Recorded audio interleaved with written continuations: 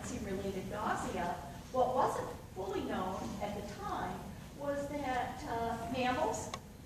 human mammals have an enzyme called isomerase that would rearrange this molecule around this position right here so that instead of the carbon or the hydrogen around this carbon right here, this hydrogen, which would normally be placed here, was rearranged to go down in this position here.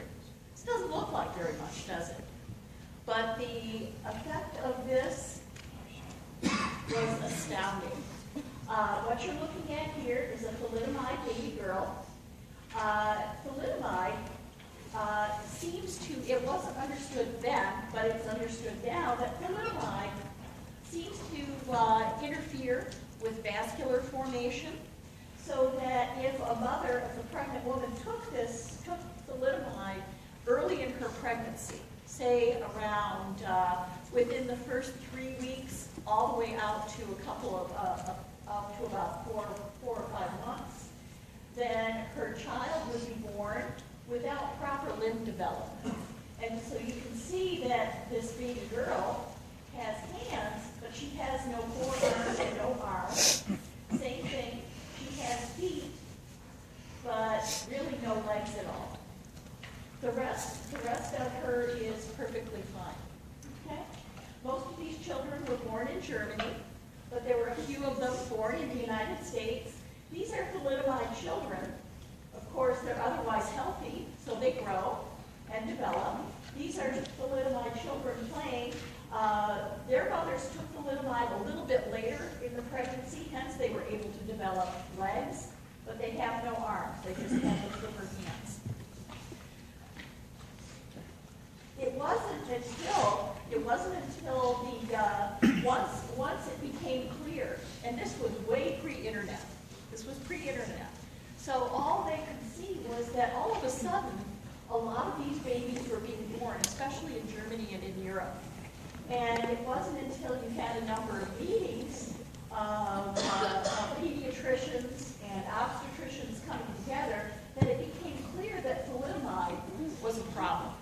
And it wasn't until they actually tested thalidomide on monkeys, on rhesus macaques, that they saw this effect. Prior to that, thalidomide was actually tested in rats to make sure it would be okay. So this effect did not show up at the rodent level. You had to give it to primates before you could see the effect on limb development. This was a really, really unfortunate situation. Okay. Does anybody have a question? Question? Yeah, what did you say in that one?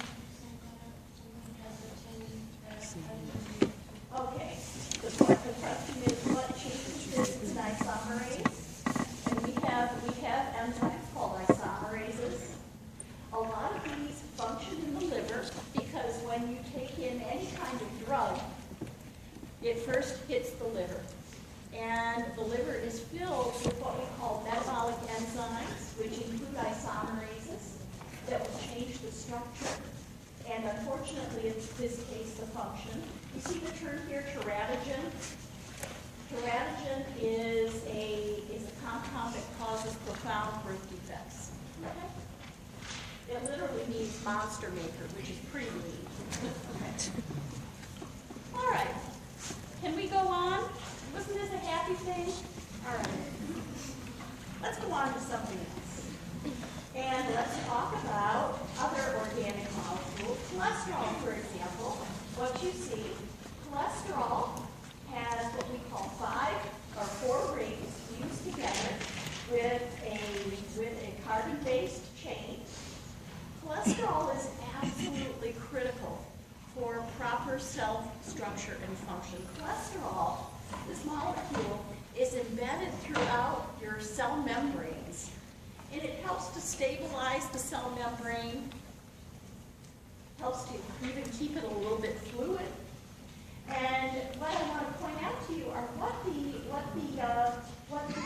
structure and function of cholesterol is it has these 4 rings attached to a lot of methyl groups.